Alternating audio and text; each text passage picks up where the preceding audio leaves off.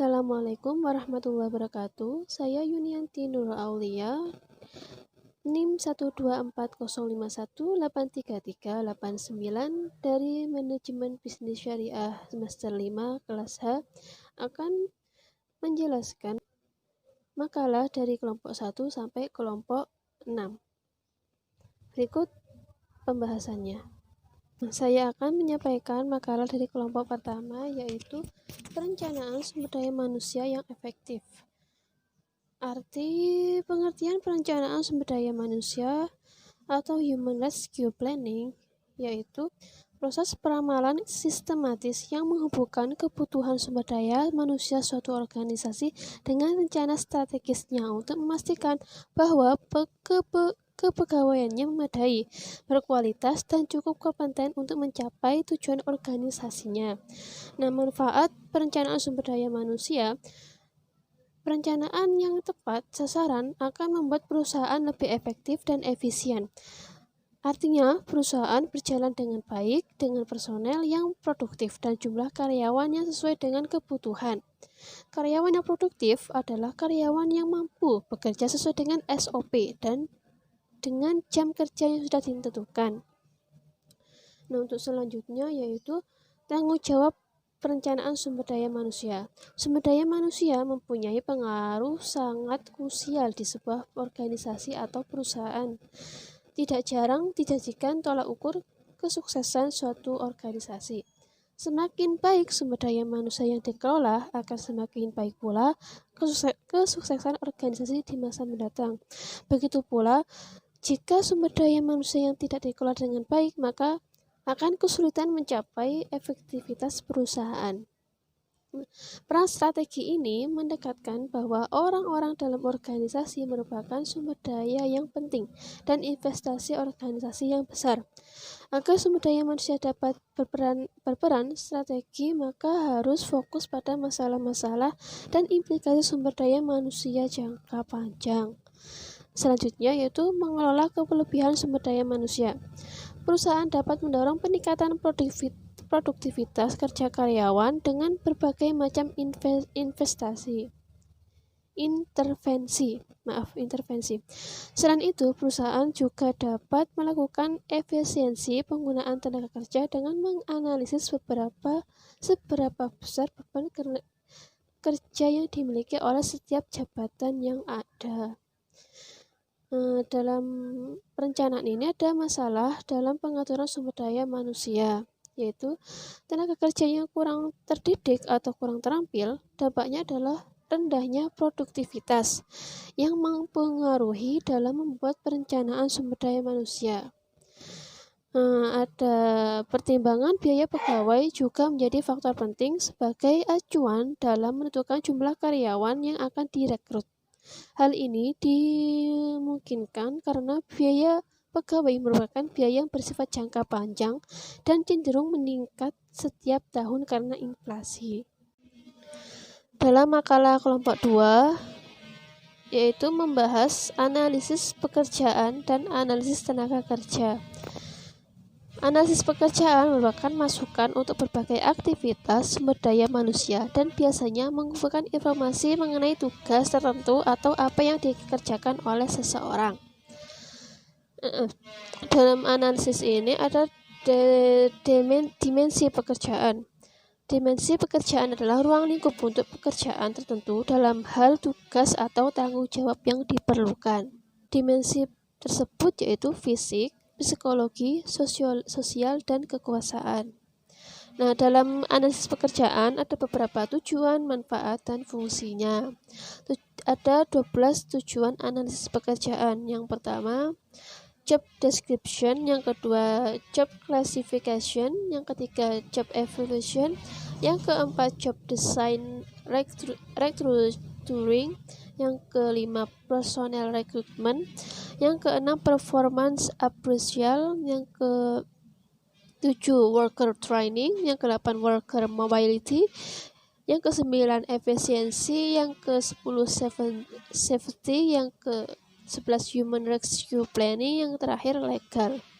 Nah, untuk manfaat analisis pekerjaan, Dalam suatu organisasi antara lain analisis susunan kepegawaian, yaitu informasi pekerjaan. Yang kedua, desain organisasi, yaitu menganalisis elemen, menyusun posisi organisasi. Yang ketiga, redesain pekerjaan untuk meningkatkan metode pekerjaan, mengurangi kesalahan, eliminasi yang tidak perlu, dan perbaikan kinerja.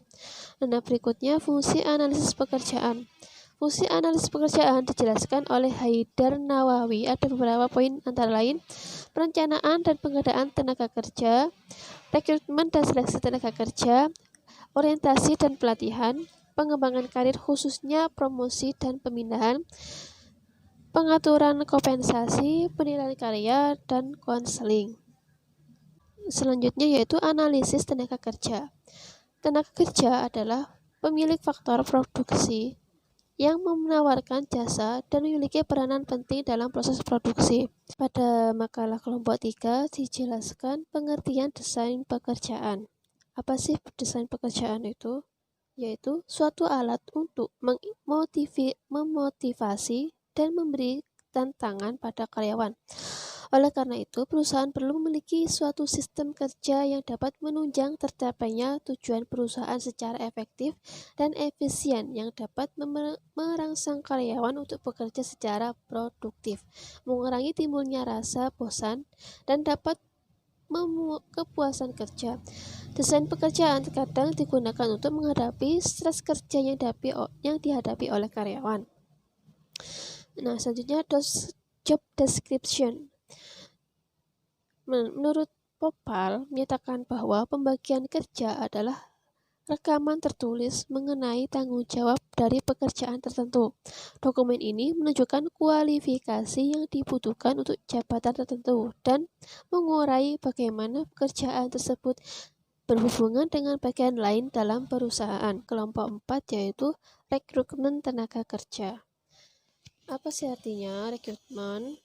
Nah, menurut Schuler dan Jackson dalam Nuryanta, rekrutmen antara lain meliputi upaya pencarian sejumlah calon karyawan yang memenuhi syarat dan dalam jumlah tertentu, sehingga dari mereka organisasi dapat menyeleksi orang-orang yang paling tepat untuk mengisi lowongan pekerjaan yang ada.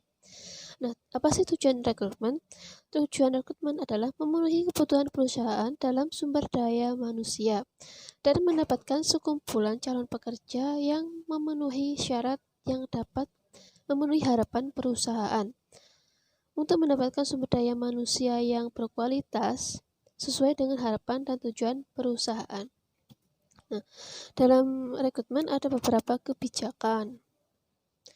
Kebijakan organisasi merupakan tindakan yang dipakai organisasi dalam pengelolaan kegiatan sumber daya manusia, yaitu kebijaksanaan promosi dari dalam, yang kedua kebijaksanaan kompensasi, yang ketiga kebijaksanaan status pegawai, dan yang keempat kebijaksanaan penarikan tenaga lokal. Cara mengenai sumber calon tenaga kerja secara umum meliputi sumber internal dan sumber eksternal.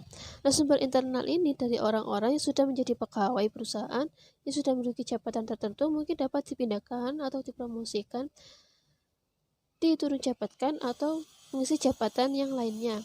Nah, untuk yang dari luar yaitu dengan merekrut atau menyeleksi orang-orang dari yang belum ada di kantor atau merekrut orang calon karyawan.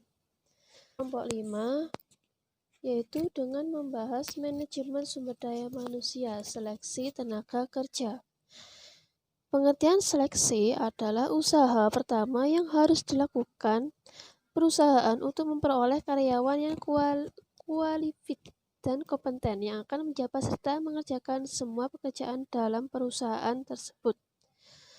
Nah, tujuan seleksi ini yaitu karyawan yang kualitatif dan potensial, karyawan yang jujur dan disiplin, karyawan yang cakap dan penentuan yang tetap, karyawan yang terampil dan bergairah kerja, karyawan yang dinamis dan kreatif, dan lain sebagainya.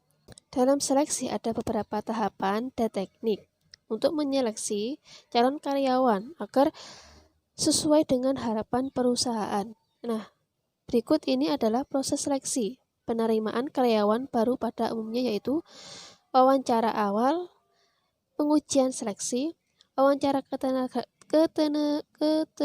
kerjaan, pemberian latar belakang dan referensi, pemeriksaan latar belakang dan referensi, evaluasi medis, keputusan penyeleksian, dan terakhir surat pengangkatan.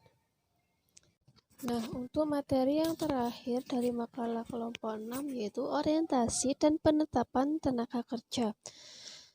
Pengertian penetapan tenaga kerja menurut Hardiansyah adalah proses penugasan, pengisian jabatan atau penugasan kembali pada tugas atau jabatan baru atau jabatan yang berbeda. Dalam penempatan kerja ini ada beberapa indikator, yaitu pendidikan, pengetahuan kerja, keterampilan kerja, pengalaman, dan juga dalam penempatan kerja ada beberapa syarat, yaitu informasi analisis jabatan yang memberikan deskripsi jabatan. Yang kedua, rencana-rencana sumber daya manusia yang akan memberikan manajer tentang tersedia tidaknya lowongan pegawai suatu instansi. Yang ketiga, keberhasilan fungsi rekrutmen yang akan menjamin manajer bahwa tersedia sekelompok orang yang akan dipilih. Nah, untuk selanjutnya kendala-kendala dalam penempatan kerja. Dalam penempatan karyawan mungkin hampir tidak ada kendala, tetapi harus mempertimbangkan beberapa faktor. Faktor yang perlu dipertimbangkan dalam penempatan tersebut adalah faktor prestasi akademi, pengalaman, kesehatan fisik, mental, dan sikap, serta faktor status perkawinan dan juga usia. Nah, selanjutnya yaitu pengertian orientasi. Orientasi adalah sikap dan tingkah laku karyawan merupakan suatu konsep yang dapat menciptakan harmoni dalam bekerja dan sehingga dapat menyebabkan peningkatan kinerja karyawan secara individu dalam sebuah perusahaan. Manfaat adanya program orientasi kan ada dua jangka. Yang pertama dalam jangka pendek, yaitu bermanfaat bagi pengenalan awal terhadap lingkungan kerja, termasuk mampu mengetahui tujuan serta job description yang harus dipahami secara detail oleh tenaga kerja agar bisa bekerja dengan jelas. Nah, untuk manfaat jangka panjangnya, dengan pengalaman orientasi yang lebih kompleks dan mendalam mampu membangun konsep perencanaan pekerjaan secara lebih sistematis, termasuk terbangunnya sistem manajemen kerja yang terorganisasi secara modern dan bernilai kompetitif. Terima kasih, semoga bermanfaat.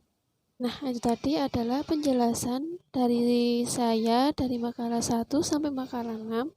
Apabila ada kesalahan baik pengucapan maupun perbuatan, saya mohon maaf yang besar-besarnya. Sekian dari saya. Wallahul muwaffiq ila aqwamit thoriq. Wassalamualaikum warahmatullahi wabarakatuh.